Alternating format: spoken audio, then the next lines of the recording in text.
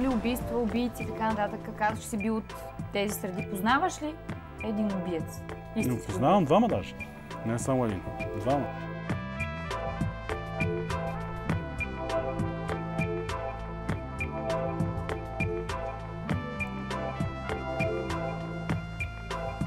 Как се става бос на мафията? Изведнъж идваш в центъра на София и казваш, вие всички ще работите за мен. Няма как да се стане, ако не те подпрат полицаите или някой партиен функционер.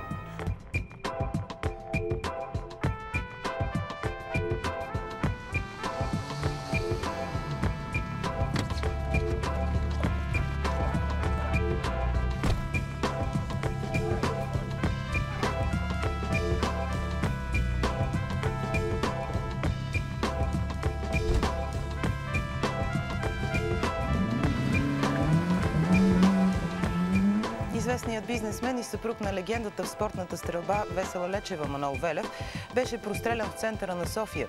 Неизвестен стреля от упор в тила на Велев пред офиса му на улица Мизия.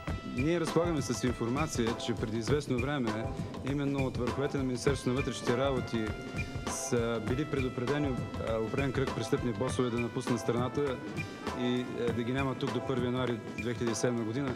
Не изключваме тези, които не са подчинили, сега да им се случват тези. Тогава се отвори възможност за изкарване на по-лесно, по-бързо пари. Може.